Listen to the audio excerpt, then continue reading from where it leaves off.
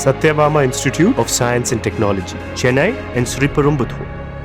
விடுமுறை தினத்தை முன்னிட்டு ஈரோடு மாவட்டம் கொடிவேறு அணையில் ஆயிரக்கணக்கான சுற்றுலா பயணிகள் குவிந்தனர்.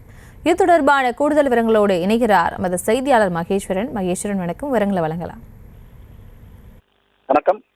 கொடிவேரி அணையில் தண்ணீர் அருவி போல் கொட்டுவதால் விடுமுறை நாட்களில் பல்வேறு மாவட்டங்களிலிருந்து ஏராளமான சுற்றுலா பயணிகள் குடும்பத்துடன் வந்து குளித்துவிட்டு மகிழ்ச்சியாக செல்வது வழக்கம்.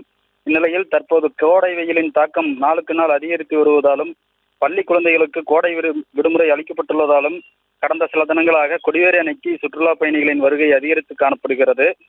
இதனையடுத்து இன்று ஞாயிறு விடுமுறை தினம் என்பதால் கொடிவேரி அணைக்கு இன்று காலை முதல் சுற்றுலா பயணிகள் வரத் தொடங்கி சுமார் 10,000க்கும் மேற்பட்ட சுற்றுலா பயணிகள் குவிந்தனர்.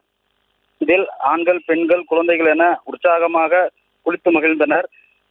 இதனிடையில் அணையின் அருவி பகுதியில் கடுமையான கூட்ட நெரிசல் ஏற்பட்டது.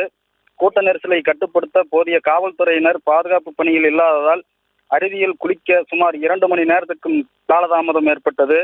இதனால் சுற்றுலா பயணிகள் கடும் அவதி அடைந்தனர். மேலும் அணையின் அருவி பகுதியில் குடிபோதையில் நுழைந்த சில போதை ஆசாமிகளால் பெண்கள் குளிக்க முகம் சுளித்தனர். நீண்ட நேரமாக குளிக்க முடியாமல் மிகவும் அவதி அடைந்தனர்.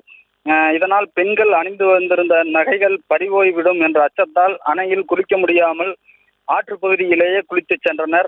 எனவே கோடை விடுமுறை முடியும் வரை கொடிவேரி அணைக்கு சுற்றுலா பயணிகள் வருகை அதிகரிக்கும் என்பதால் அருவியில் ஆண்கள், பெண்கள் என தனித்தனி பகுதியில் குளிக்க நடவடிக்கை எடுக்க வேண்டும் என சுற்றுலா பயணிகள் கோரிக்கை விடுத்துள்ளனர்.